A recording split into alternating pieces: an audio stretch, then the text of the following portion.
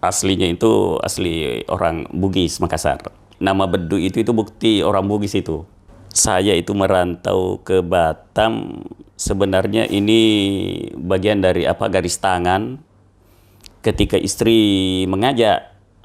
Karena kebetulan waktu itu saya nggak tahu mana tentang Batam ini. Orang tua saya itu tidak tahu baca tulis, Pak. Beliau dari pegunungan merantau, tidak tahu huruf A, B, C, D, Pak. Pada hari itu orang tua saya melihat saya memutar kucir toga mahasiswa. Jadi itu satu kebanggaan bagi saya, Pak. Karena orang tua bisa melihat saya memutar kucir toga mahasiswa, Pak. Manusia itu kalau tidak punya ilmu itu bisa lebih buas daripada binatang. Maka dengan ilmu itulah yang bisa menjadikan manusia terhadap manusia itu. Tamu kita.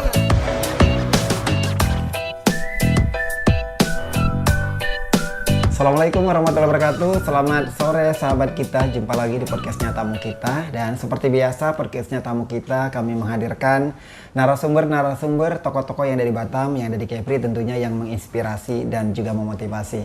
Nah, kesempatan di hari ini luar biasa podcastnya Tamu Kita. Kami berada di STAI Ibnu Sina ya. Kita berbicara soal pendidikan di konten podcastnya Tamu Kita kali ini. Saat ini saya sudah bersama dengan narasumber. Ini Ketua STAI Ibnu Sina Batam, Bapak Asok Prof. Dr. Haji Muhammad Juni Bedu, LCMA. Ya, betul. Panjangnya Pak ya. Apa kabar Pak? Alhamdulillah, baik. Sehat selalu, Bang Dodi. Jumpa lagi di sini ya. Jumpa lagi kita di sini ya Pak. Iya. Baik, nanti sebelum kita berpanjang lebih panjang lebar lagi Pak ya, panjang lebar terkait dengan tadi jabatan Bapak ini saya agak susah nyebut. Wah, ini di sesi pertama sahabat kita ingin kenal lebih jauh, kenal lebih dekat sama Pak Juni saya manggil Pak ya. Baik. Ini Bapak aslinya orang mana Pak? Aslinya itu asli orang Bugis, Makassar. Bugis Makassar. Jadi nama Bedu itu bukti orang Bugis itu. Oh, Bedu ini Bedi ya Pak ya? Ini Bapak Bedi, ini Bedu. Ketemu orang Medan dengan orang Bugis nih kali ini. Orang Palembang. Orang Palembang. Satu Bedi, satu Bedu ya. Berarti merantau ke Batam Bapak? Saya itu merantau ke Batam, sebenarnya ini bagian dari garis tangan ketika istri mengajak. Karena kebetulan waktu itu saya nggak tahu mana tentang Batam ini. Saya ini ketika mendengar apa yang namanya Batam, saya itu tak mencari mana itu Batam. Tapi ya namanya garis tangan, makanya banyak orang tanya, Bapak kok bisa di Batam gitu? Kok bisa di Batam? Tadi karena istri ngajar di sini. Awalnya istri saya itu, alhamdulillah, beliau termasuk rekrutan di Panasonic, Pak. Oke. Rekrutan karyawan dari Makassar dibawa ke sini. Oke, karena sini ada PT Panasonic ya. Ya, Oke. itu rekrutan. Ya. Kebetulan waktu itu saya kuliah di Mesir, di Al-Azhar. Balik ke sini, balik ke S1 baru S1 waktu itu. Balik ke Makassar, waktu itu kebetulan istri pun juga balik ke Makassar karena kakaknya menikah. Ketemulah di situ. Oke. Ketemu di situ. Yang dulunya tidak pernah ketemu sejak kecil. Oke. Padahal itu masih sepupu. Saya balik ke Mesir, saya bilang insya Allah 2 tahun lagi saya akan datang melamar. Oke. Alhamdulillah 2 tahun setelah itu saya menikah dengan istri yang masih masih aktif di Panasonic waktu itu.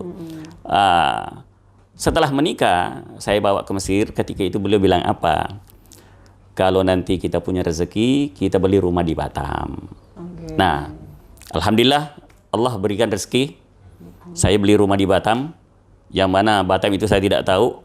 Saya beli rumah di Batam. Akhirnya saya datang ke Batam. Saya tidak kenal siapa-siapa. Tahun berapa Bapak beli rumah di Batam? Nah, cerita kuliahnya itu kayak gini Pak. Saya di Al-Azhar itu kuliah, baru istri selalu memberikan support, dukungan, dan doanya itu. Waktu S1 sebenarnya udah nggak mau lagi lanjutkan kuliah untuk jenjang S2, S3 Pak. Tapi istri bilang, lanjutlah. Sayang katanya kalau ini. Saya bilang, aduh, belajar lagi waktu itu. Akhirnya saya ikuti arahan istri. Akhirnya saya ngambil S1 sudah selesai S1, lanjut S2 dan S3 di kampus yang sama namanya Omdurman University, Di Mesir Republik Sudan, di Sudan. Oh, di Sudan, Pak. Jadi naik pesawat dari Mesir itu ke Sudan, Pak. Jadi S2-nya saya selesaikan di sana, S3-nya juga saya selesaikan di tempat yang sama, S1, S2 dan S3. Selesai di sana, S3 saya balik ke Mesir. Ke Mesir. Waktu itu di Mesir merasa berat. Saya tinggalkan Mesir, Pak. Kenapa? Karena kalau masalah bicara income, Pak. Terus terang saja, saya kalau dikatakan dikatakan pendapatan di sana lebih banyak duit saya di sana, Pak. Buktinya saya bisa beli rumah, Pak. Baru di sini. Bahkan 2 rumah saya, Pak, di sini baru ke Batam. Tetapi karena ada yang membelatar belakang yang namanya pendidikan, ya Pak ya, itulah yang menyebabkan saya ke Batam yang tadinya saya tidak tahu apa itu Batam. Nah, masuklah tahun 2014, waktu itu Ramadan, Pak. Ramadan. Saya tidak tahu menahu tentang apa itu, bagaimana itu Batam. Coba bayangkan, Mas Beni, kalau mengisahkan tentang awal-awal saya di Batam itu bisa jadi satu buku, Pak. Bayangkan, saya bawa ijazah S1 Al-Azhar, S2 Al-Azhar, S2 Omdurman Sudan, S3 Omdurman Sudan. Waktu itu masih dihitung jari yang namanya doktor, Pak. Di Batam ya, Pak ya? Di Batam. Saya bawa ijazah saya itu kemana-mana. 2014 pas di Batam? 2014 itu. Saya kan tinggal di Taman Raya. Saya bawa ke kampus yang paling dekat dengan rumah saya kira-kira, Pak. Saya bawa ke bagian kawasan Batu Haji, Pak. Kan banyak kampus di sana. Lalu itu ngelamar mau jadi dosen? Mau jadi dosen. Bahkan, Masya Allah, ada salah satu kampus yang saya datangi waktu itu ketika mau melamar menjadi dosen. Bahkan ditanya seperti ini. Apa katanya, Pak? Bapak ada keluarga di sini? Saya bilang tidak ada. Bapak pernah ada kenalan sih? Saya bilang tidak ada. Bapak bawa ijazah apa? Saya bilang doktor S3. Baik, Pak. Silahkan ditinggal lamarannya, nanti kami akan telepon. Alhamdulillah sampai sekarang tidak pernah ditelepon. Sampai sekarang tidak pernah ditelepon. Masya Allah, waktu itu saya ke Unrika ketika itu. Saya tidak tahu waktu itu apakah Wakil Rektor 1 atau Wakil Rektor 3 mengarahkan ke saya, Pak, Bapak kan background agama. Bapak sebaiknya ke Ibnu Sina. Nah, dari situlah saya tahu bahwa ada Ibnu Sina. Sebenarnya udah tahu. Sebenarnya udah tahu. Nah, disitulah saya ke Ibnu Sina dibantu teman-teman yang memang juga orang Bugis. Dan bahkan guru saya waktu di pesantren di Makassar namanya Dr. Andes Abdul Idris, imamnya Al-Ikhlas di sini, Pak. Ya, Sepanas. Membawa ke almarhum Bapak Haji Andi Ibrahim ketika itu, dibantu Ustaz Imran imamnya Sukajadi ketika itu, dibawa ijazah saya. Akhirnya kebetulan mata kuliah fikih pernikahan dan fikih warisan dosennya tidak ada lagi. Akhirnya disitulah awal mula saya masuk di Ibnu Sina menjadi dosen. Akhirnya sudah dipanggil jadi dosen karena sebelumnya itu hampir 3 bulan, Pak. 3 bulan saya pengangguran di rumah. Saya bilang ke istri, kalau sudah habis dana kita nanti di sini yang kita bawa dari Mesir, saya belum ada kerja, saya harus tinggalkan Batam dan mungkin saya ke Malaysia cari kerja. Alhamdulillah setelah masuk di sini, almarhum begitu menghargai ketika saya menjadi karyawan di sini, Pak. Menjadi karyawan. Saya ketika itu digaji 1.500.000. Tapi ada catatan penting dari almarhum ke keuangan, tolong ditambah lagi 1 juta karena ini doktor. Jadinya teman-teman terima 1.500.000, saya dapat 2.500.000. Begitu perhatiannya seorang almarhum namanya Haji Andi Ibrahim ketika itu, dan begitu menghargainya namanya pendidikan, Pak. Jadi kembali lagi ke pendiri Ibnu Sina ini almarhum Haji Andi Ibrahim, yaitu memang visinya sangat simpel, yaitu memanusiakan manusia. Itu aja dia punya visi misi itu, ya Pak ya. Jadi sangat simpel beliau punya visi misi, memanusiakan manusia. Manusia Pak ya. Baik, Pak Joni, sebelum kita ke sesi kedua ya, ini kode-kode, tapi masih ada di sesi pertama yang masih saya penasaran Pak. Ini Pak Joni anak keberapa? Berapa bersaudara Pak Joni? Saya anak pertama Pak. Dari 3 bersaudara, semuanya laki-laki, dan kebetulan adik-adik saya masih di Makassar. Di Makassar semua Pak ya. Satu yang sarjana, satu yang tidak. Jadi saya sampaikan, ketika saya mau wisuda mahasiswa Pak, saya bilang gini, karena kebetulan orang tua saya hadir, dan kebetulan orang tua saya itu tidak tahu baca tulis Pak. Cuma tamat SD? Tidak. Tidak tamat SD? Beliau dari pegunungan, tapi merantau hingga ke tempat kami berada sekarang namanya Sopeng. Beliau tidak tahu huruf A, B, C, D Pak. Apa yang saya sampaikan ketika saya mau wisuda mahasiswa? Ketika saya S1 di Al-Azhar, S2, S3 di Om Durman, selesai waktu itu, orang tua saya tidak pernah melihat saya pakai toga, ya, toga. Tapi hari itu, yang kebetulan orang tua mau datang ke sini, alhamdulillah orang tua saya katakan, yang tadinya orang tua tidak pernah melihat saya pakai toga, tapi pada hari itu orang tua saya melihat saya memutar kucir toga mahasiswa. Jadi itu satu kebanggaan bagi saya Pak, karena orang tua bisa melihat saya memutar kucir toga mahasiswa Pak, yang sebelumnya tidak pernah melihat anaknya pakai toga. Ya. Masih Pak orang tuanya? Orang tua bapak masih hidup. Orang tua masih hidup. Di Makassar semua Pak ya? Di Makassar. Ya. Nah, makanya mau diajak ke sini Pak. Kalau mau diajak ke sini susah. Karena mungkin baru 2 hari di sini sudah ingat dengan apa yang ada di kampung Pak. Ya, Pak ya. Kawan-kawannya besti-bestinya itu susah ditinggalkan. Ya. Kalau Pak Joni sendiri berapa anaknya Pak? Saya punya anak 4 Pak. 4. Saya punya anak 4. Waktu itu ketika kami di Mesir terlahir 3 anak laki-laki Pak.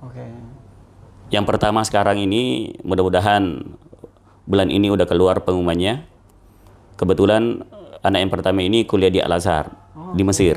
Mudah-mudahan bulan ini udah keluar pengumumannya, sudah sarjana dalam artian LC Pak di Al-Azhar. Yang nomor 2 namanya, yang pertama namanya itu Adnan Muhammad Juni Bedu. Lalu yang kedua Adam Muhammad Juni, sekarang semester 3 di sini. Hukum Ekonomi Syariah di STAI Ibnu Sina. Ya. Yang ketiga namanya Adwan Muhammad Juni, sekarang lagi mondok di salah satu pesantren tahfidz di Makassar, namanya Imam Azim di Makassar Pak. Yang keempat, ini cewek, yang perempuan, lahir di Batam satu-satunya Pak. Karena ketiga-tiganya lahir di Mesir kemarin nih. Nah, yang perempuan ini lahir di Batam, sekarang udah kelas 4 di SDIT Al Muhajirin, Dotamana. Ya, Dotamana. Dekat rumah juga ya Pak? Dekat rumah. Makanya setiap pagi itu saya ngojek Pak, pagi Pak, ngantar anak itu ya. Kalau siang penjemputannya emaknya yang jemput. Kalau pagi tugas saya itu Pak. Luar biasa nih Pak Joni, kita udah kenal lebih jauh, kenal lebih dekat ya sama narasumber Pak Joni. Kita masuk ke sesi kedua ya Pak ya. Baik. Jadi 2014 ke Batam, hampir berapa bulan tadi masukin pekerjaan, dan kelang berapa bulan akhirnya diterima di STI Pak ya. Alhamdulillah. Menjadi kepala Pak, kepala STI kapan? Melalui proses, gimana prosesnya Pak? Jadi langsung pimpinan ya. Pimpinan. Kan awalnya saya masuk jadi dosen biasa, baru ditarik waktu itu menjadi struktural, saya duduki kepala unit penjaminan mutu, lalu kemudian sekitar 3 bulan aja, lalu saya ditarik menjadi wakil kota 1. Nah, pada tahun 2019, sekolah-sekolah tinggi yang ada di bawah naungan yayasan ini Pak, ada sekolah tinggi ilmu ekonomi, sekolah tinggi ilmu teknik, Sekolah Tinggi Ilmu Kesehatan ini dilebur menjadi universitas. Oke. Ya, dilebur menjadi universitas. Makanya di sana ada universitas dengan 3 fakultas, Pak. Oke. Nah, waktu itu, ya. waktu itu planningnya STI Ibnu Sina ini juga mau dimasukkan menjadi fakultas. Tapi karena kementeriannya berbeda, kami Kementerian Agama, sana Kementerian Diktis, Pak. Diktis, Ya, Diktis. Akhirnya tidak jadi. Nah, pada bulan Agustus 2019, pimpinan kami, ketua kami di sini namanya Ibu Dr.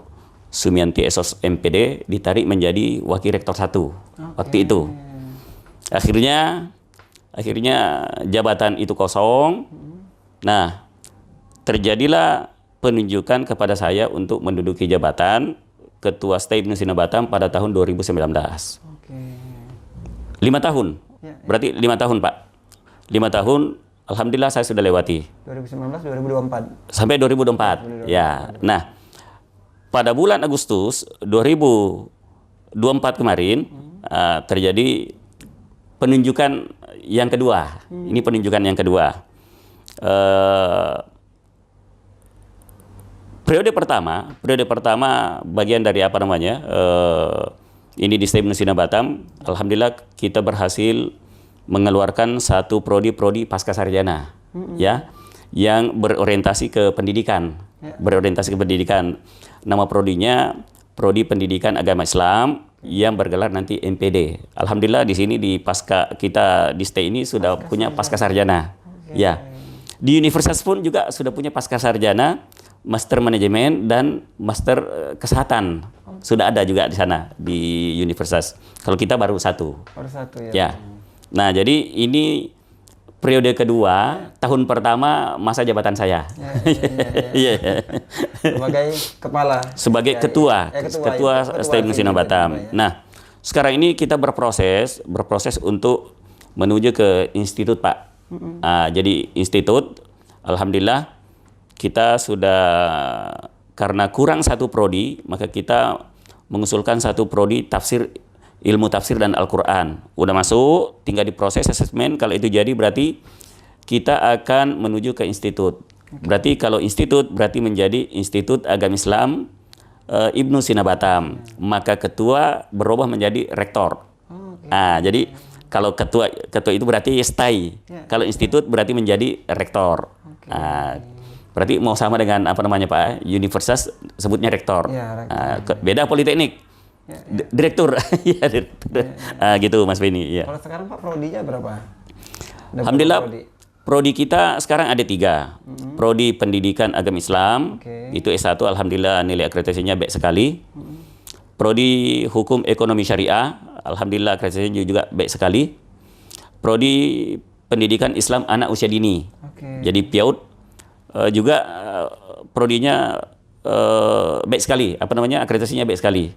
Nah, adapun pasca sarjana, karena ini baru berjalan 3 tahun, masih di baik, tapi sudah terakreditasi, tidak perlu diragukan lagi. Master pendidikan tadi ya Pak? Master pendidikan tadi. Ya, betul Pak. Luar biasa. Pak, ini dimasukin periode kedua ya Pak ya? Tadi prestasi apa Pak mungkin yang Bapak bisa di periode pertama Bapak membangun SDA ini apa ya Pak yang bisa di ini? Ya, saya pada prinsipnya gini Pak. Yang pertama, bagaimana saya memperkuat SDM saya dulu. Ya, kalau SDM saya sudah kuat, maka mutu itu akan ada. Kalau mutu itu ada, maka kuantiti mahasiswa akan bertambah. Maka apa yang saya lakukan ketika memperkuat SDM saya? Setiap kepangkatan, setiap waktu-waktu menaikkan kepangkatan mereka, saya kejar. Saya minta kepala UPM saya, namanya Andi Amaruhma, cek siapa yang memenuhi syarat sekarang untuk naik kepangkatan. Makanya alhamdulillah Pak, alhamdulillah di STI Ibnu Sina Batam ini kita sudah punya 3 Esosprof. Satu lagi menyusul, dan rata-rata boleh dikata sudah lektor 200 dan lektor 300. Hanya baru-baru saja, baru mungkin 2-3 orang saja yang asisten ahli. Jadi alhamdulillah sudah SDM itu udah kuat Pak. Nah, kalau SDM-nya kuat, berarti kualitas insya Allah ada. Dengan adanya kualitas, jaga mutu, maka kuantiti mahasiswa itu akan lebih trust pilih STAI Ibnu Sina Batam, Pak. Berapa jumlah dosennya Pak sekarang? Jumlah dosen yang ini Pak ya, yang tetap ya, yang tetap. ada sekitar 30. 30. 30. Dan alhamdulillah, tadi kalau konsepnya memperkuat SDM, maka mau tidak mau mereka insya Allah sejahtera dalam artian mereka rata-rata sudah punya sertifikasi dosen. Sertifikasi dosen ini apa? Kan kalau guru kan ada sertifikasi guru. Sekarang ini sertifikasi dosen, alhamdulillah. Kalau mereka sudah dapat sertifikasi dosen, ini memang yang saya kejar, Pak. Kalau dapat sertifikasi dosen, berarti ini bukti bahwa mereka itu dosen yang profesional. Apa bukti profesionalnya? Pemerintah sudah mengakui dan memberikan jaminan sertifikasi dosen. Gitu. Gitu, Pak. Dan tadi kita udah mumpuni di sana Pak ya dalam kualitas dari dosen. Alhamdulillah semuanya sudah sudah boleh. Saya sudah sampaikan ke pimpinan Ketua Yayasan beberapa bulan yang lalu karena ada 5 calon penerima sertifikasi dosen lagi. Saya katakan ini 2 tahun ke depan ini kami off. Kenapa? Karena sudah habis dosen kami yang menjadi calon penerima Sirdos. Kenapa? Karena sudah dapat semua. Itulah buktinya komitmen kami bagaimana kami memperkuat SDM-nya dulu, Pak. Insya Allah kalau kuat SDM maka kesejahteraan ada, kualitas ada, maka kuantitas mahasiswa insya Allah ada. Ada banyak. Wow. Pak, untuk alumni sendiri ada berapa banyak alumni yang kita keluaran dari STI Ibnu Sina? Kalau alumni Pak sejak dulu ya, itu udah ribuan Pak, udah ribuan. Kalau misalnya kita hitung dari 1987 hadirnya? Ya, 1987, taruhlah setelah itu 4 tahun, taruhlah waktu itu 50-an. Ini kan 20 tahun nih. Akhir-akhir ini, alhamdulillah kita selalu mewisuda mahasiswa itu sekitar 130 Pak. 130 ya. Bulan Oktober ini insya Allah kami mewisuda sekitar 130 mahasiswa baik S1 dan angkatan kedua dan ketiga pasca sarjana. Tahun kemarin kami mau wisuda pasca sarjana itu sekitar 36 mahasiswa. Pasca sarjana. Baik, berarti jumlah sekarang Pak 100-an Pak ya, jumlah siswa. 130 Pak yang kami akan wisuda nanti ini. Baik. Pak, apa ini keunggulan Pak dari masing-masing kampus, sekolah tinggi? Ini pasti ada keunggulan Pak ya. Mungkin bisa di-share di sini Pak. Kalau untuk STI Ibnu Sina untuk mengajak orang tua, mungkin di sini sebenarnya tempat kuliah agama yang ada di Batam, boleh Pak? Saya selalu katakan setiap kali menyambut mahasiswa baru Pak ya. Saya katakan selamat sudah bergabung menjadi keluarga besar STI Ibnu Sina Batam. Saya ucapkan terima kasih kepada kedua orang tuanya, titip salam kepada kedua orang tuanya karena telah menjadikan pilihan STI Ibnu Sina Batam sebagai pilihan untuk menuntut ilmu. Pasti ada keunggulan yang dimiliki Ibnu Sina. Keunggulannya itu tadi bahwa visi misi kita di sini bagaimana membentuk sebuah karakter sesuai dengan visi misi dari Bapak Haji Andi Ibrahim, memanusiakan manusia. Makanya kita tetap selalu menjaga apa yang disebut dengan mutu. Nah, di situ mutu. Baik. Buktinya apa yang saya tadi katakan bahwa tim kami lagi menguji mahasiswa yang di atas Pak. Yang mana ada kota KIP 10 kota, tapi Masya Allah pendaftarnya 24 Pak. Sekian banyak kampus yang mendaftar sebagai pelaksana, tapi alhamdulillah STI Ibnu Sina Batam sejak menerima beberapa tahun yang lalu alhamdulillah masih dipercayakan Pak. Karena beasiswa KIP ini Pak seksi sekali. 6.600.000 per semester, mulai semester baru 1 sampai selesai Pak. Syaratnya tidak boleh menikah selama menerima beasiswa KIP. Jadi siapa yang lulus nanti ini saya hadapi lagi. Panggil semua orang tuanya, buat fakta integritas bahwa anak itu tidak boleh menikah. Artinya itu adalah bagian daripada mutu yang menjadi kepercayaan perpanjangan tangan pusat diberi amanah untuk menjadi penyelenggara beasiswa KIP ini. Ya, Itu itu prosesnya lagi ini, lagi proses Pak. sekarang lagi ini Pak, lagi wawancara Lagi nih. wawancara ini Pak ya. Calon mahasiswanya dan orang tuanya. Didatangkan orang tuanya Pak. Orang tuanya hadir mereka itu di atas tuh. Ya. Nah, kita tunggu nanti siapa nanti yang masuk ya Pak ya, menerima beasiswa ini ya Pak ya. Ya, ya, siap. Baik, Pak Joni kita masuk ke sesi terakhir ini. Udah ada 2 artikel Pak yang sudah disiapkan sama tim podcastnya Tamu Kita. Nanti Bapak langsung tanggapin aja ya Pak ya. Ya. Ya, ini yang pertama Pak. Sejarah berdirinya Sekolah Tinggi Agama Islam Ibnu Sina Batam hingga memiliki 3 prodi. Tadi yang Bapak jelaskan tadi apa ya? Ya, betul. Oke, artinya tadi ada rencana penambahan 1 prodi lagi ya Pak? 1 prodi udah masuk. Udah masuk? Tinggal menunggu asesmen. Oke. Kalau asesmennya udah aman, maka itu akan menjadi institut Pak. Institut, ya. Ya, institut. Prodi tafsir. Prodi ilmu Al-Quran dan tafsir. Tafsir. Ya, Oke. ilmu Al-Quran dan tafsir. Memang syaratnya harus ada 4 prodi ya Pak ya kalau jadi institut.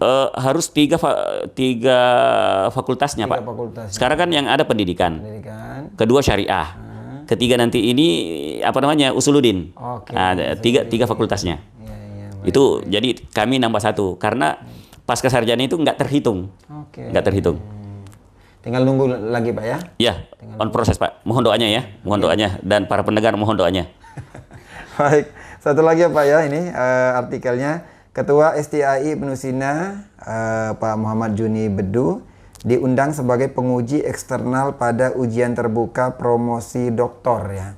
Ini tahun 2025. Masih kan Bapak? Dapat dari mana ini? Ada artikelnya Pak. Oh iya. Iya. Gimana Pak bisa diceritakan apa nih? Gimana Pak? Alhamdulillah Mas Bedi. Jadi untuk menuju ke guru besar itu merupakan syarat yang berat. Alhamdulillah tanggal 20 kalau tidak salah ya, Agustus ya? 20 Agustus ya.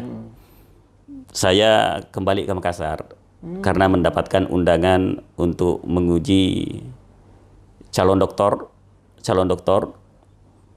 di UIN Makassar ketika itu. Alhamdulillah ini merupakan kebahagiaan tersendiri dan ini merupakan poin untuk menuju ke profesornya tadi, ke guru besarnya. Karena syaratnya untuk menjadi profesor itu syarat utama harus ada jurnal jurnal Q1 Sinta 1 dan menguji 3 doktor. Kemarin kan ada 2. Ya, ya. Kurang 1. Kurang 1. Nunggu 1 lagi ya Pak ya. Nunggu 1 lagi. Ya, insyaallah mohon doanya. Ya. Ya. Baik. Dan ini gimana kemarin di sana Pak? Lancar? Alhamdulillah lancar. Lancar. Ya. Wow, luar biasa. Berarti tinggal menunggu undangan 1 lagi penguji, baru nanti profesornya Dan jurnal. dan 1 jurnal, Oh, ya. jurnal belum? Jurnal on proses. On proses, Ya. Pak, ya. Ya. Baik. Jadi Apa temanya, judulnya apa Pak, jurnalnya Pak? untuk ke guru besar saya harus membahas tentang pernikahan, Pak. Oke. Apakah itu pokoknya yang mengenai tentang pernikahan. Apakah itu tentang poligami? Apakah itu tentang mahar? Apakah itu berbicara tentang komunikasi dalam hubungan suami istri? Apakah itu tentang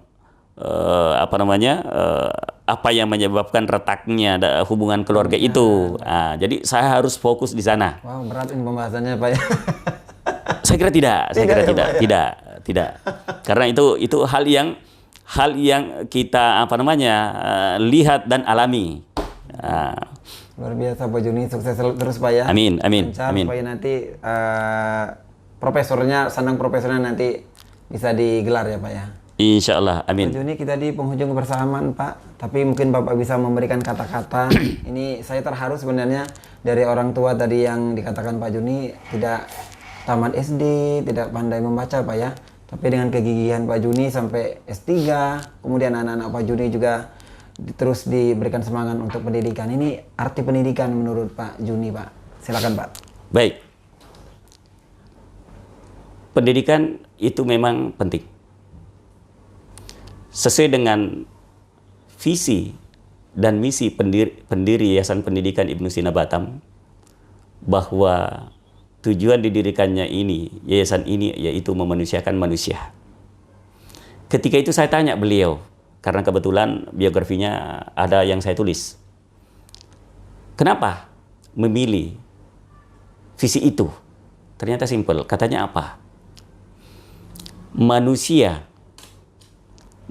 itu kalau tidak punya ilmu itu bisa lebih buas daripada binatang. Maka dengan ilmu itulah yang bisa menjadikan manusia terhadap manusia itu. Saya kira begitu, Pak. Luar biasa ya Pak ya.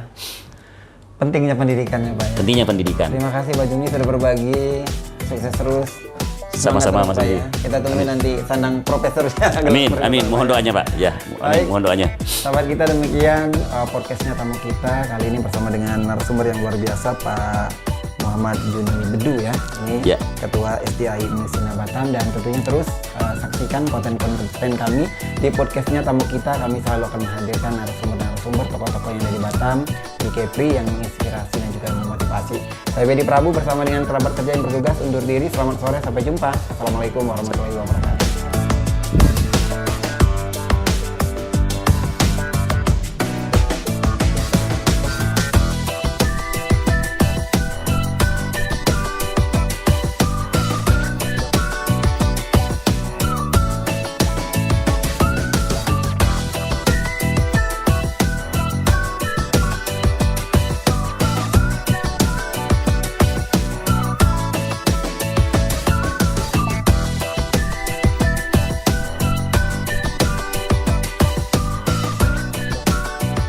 Tamu